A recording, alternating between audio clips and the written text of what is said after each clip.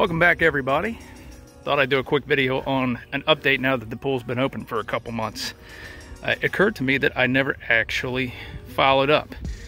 So I opened up the pool, I think it was April 2nd. And yeah, that was way too early. We installed the heater, but guess what? No kid in their right mind is gonna get in this thing even if the water is warmer when the outside temperature is like 60 degrees. So we didn't really start using it until really the last few weeks. But I'm happy to say that I'm pleasantly surprised. So we love the color.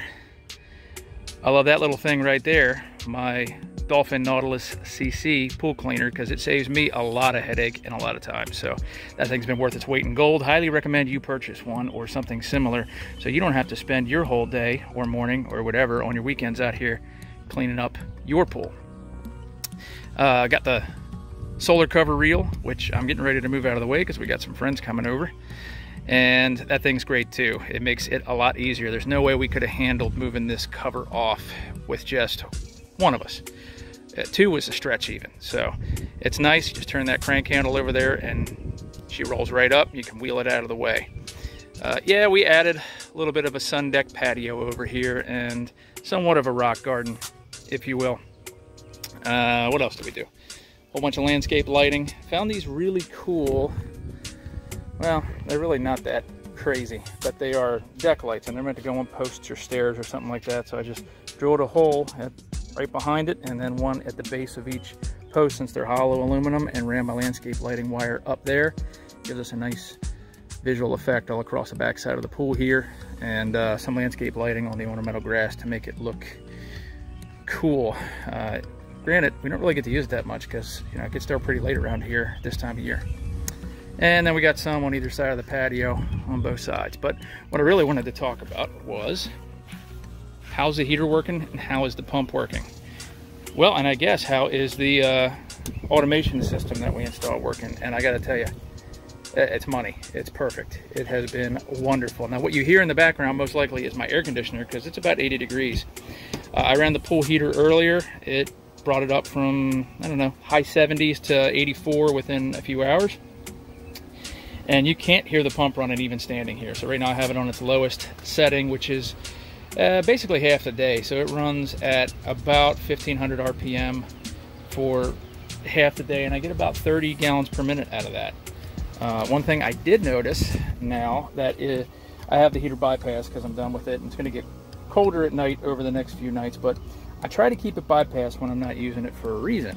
That reason is that this thing really does reduce your flow going through your system because it has 2-inch inlets, yeah? But if you take a look in there, I don't know if you can see it, but you'll see that coil. That's actually what all the water flows through, so it's a pretty huge flow restriction. I cycle my water 3 times a day, so I usually filter a little over 60,000 gallons. It's a 20,000 gallon pool. I think I'm at like 64,000. At night, this thing will bump up to what I consider to be full speed, which is like 2,700 RPM, and it pulls like 1,000 watts. At this speed, 1,500 RPM, it is only pulling about 100 watts. So huge difference, and the filtration rate over a period of time is wonderful. And then it'll do the highest speed for about 3 hours, and then another 9 or 10 hours it'll do what I call the medium speed, which is like 2,000 RPM, and then only pulls like 400 watts. So it's kind of exponential when you talk about RPM versus amount of watts you're pulling. So it is saving me a significant amount of electricity. I think because I'm going with a 3 cycle turnover a day of the water program that I came up with, it's like 30 bucks a month. I mean, I could get it down if I only went with, 1 or 2, but gotta tell you, the pool's been crystal clear. Anything else that I can think of, I guess I'll make another video at some point in the future. But this thing's been great. The automation system I can control tells me everything I need to know. It tells me what the temperature of the pool water is, tells me that the heater is running, tells me it's in a cool down cycle. And I gotta tell you, it works pretty well. I haven't had any real issues with it. So that's where we're at for right now. Yeah, finally got the pergola stained. And it only took me like 27 hours. And pretty happy. Can't say much else about it. Nice, pretty deep bluish green color on the pool. Of course, the lawn guys were here today, so they kind of mowed into the pool. What are you gonna do? It's the price you pay for not paying a lot.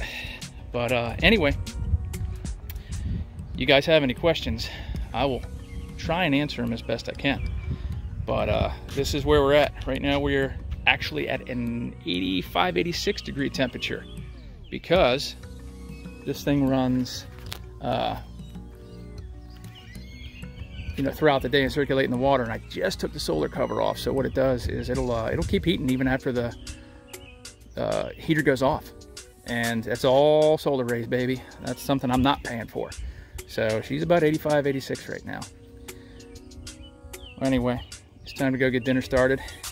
Time to grab a couple beers. Trying to relax a little bit. As always, thank you for watching. Hopefully you're in your pool too, or you're thinking about getting one built.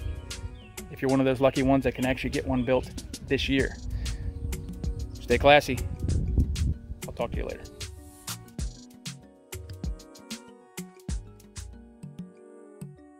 Hey guys, so it just occurred to me that I did leave something out of the video. One thing I found out about that pool heater, and when you're at about 50 degrees overnight, probably not the best option to try to heat the pool up because the coils will freeze up on that pool heater. Pretty common thing. You can get ones that don't have as much of a problem with that. They have a anti-frost feature on them, but truth is, it's not really a big deal to me. I just had never experienced it before, so we scheduled it to come on, I don't know, pretty early in the morning one night, and it was down in the 50s overnight. And I guess the condensation that it creates, because it's kind of how it works, yeah, darn thing frosted up to the point where it wasn't heating anymore. So it wasn't a big deal. We shut it down. I sprayed the coils down with some water, and then by 8 o'clock in the morning, it was already 65 degrees out. So I fired her back up, and we were good to go. But it's one of the things that you can read about, but I hadn't experienced until probably about 2 weeks ago. So something to think about if you're going to do a heat pump pool heater. Gas pool heater is not going to have that issue. However, you're going to pay a lot more in fuel costs than a heat pump. So, and you need a really big gas line for it. So just something to consider. Popped into my brain well after I made that other video that you just watched. See ya.